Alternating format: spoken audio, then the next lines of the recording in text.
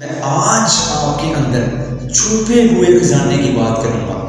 یہ وہ والا خزانہ ہے جسے 95% لوگ اپنی زندگی میں دریافت ہی نہیں کر پاتے، اور ہاں، جو 5% لوگ اپنی زندگی میں دریافت کر پاتے ہیں وہ ان 95% لوگوں کے اوپر حکومت کرتے ہیں۔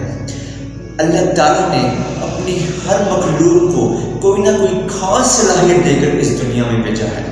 جب تک وہ مخلوق اپنی اس صلاحیت کے اوپر کام نہیں کرتی تب تک وہ اپنی زندگی کے اندر کچھ بھی بڑا نہیں اکھاڑ پاتی۔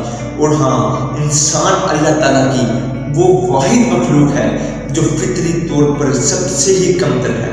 انسان پرندوں کی طرح اڑ نہیں سکتا کیونکہ اس کے پاس پر نہیں ہے۔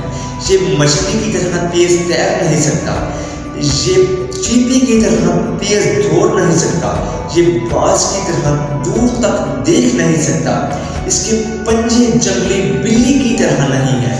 اسے ایک نازک سا چھوٹا سا کیڑا ہلاک کر سکتا ہے، لیکن جو اللہ تعالیٰ نے انسان کو صلاحیت دی ہے، اسی صلاحیت کی وجہ سے انسان اشرف المخلوقات ہے، اور وہ صلاحیت ہے سوچنے کی صلاحیت۔ Thinking ability, the power of thinking, وہ سوچنے کی صلاحیت ہے۔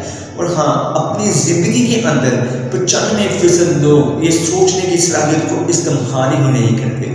وہ اپنی زندگی میں پیسہ تو کماتے ہیں لیکن ان ہاتھوں اور ان پیروں کی وجہ سے وہ سوچنے سے، اپنی سوچ سے بہت کم کام لیتے ہیں۔ اور ہاں، جو 5% لوگ اپنی سوچ سے کام لیتے ہیں وہ دنیا کے اوپر وہ دنیا کو قابو کرتے ہیں، وہ دنیا کے اوپر اپنی حکومت کرتے ہیں۔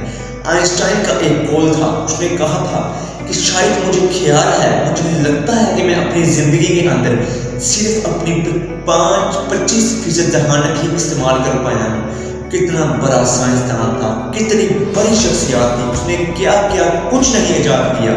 اتنا بڑا شخص کہہ رہا ہے کہ میں صرف 25% اپنی ذہانت استعمال کر پایا ہوں۔ دوستو، اپنی زندگی کے اندر، اپنی لائف کے اندر اپنی صلاحیتوں کو اتنا استعمال کرو کہ تمہیں زندگی کا افسوسناک ترین، برا ترین اور دردناک لفظ خود سے نہ کہنا پڑے، اور وہ لفظ ہے کاش میں کر لیتا، کاش میں تب کر لیتا۔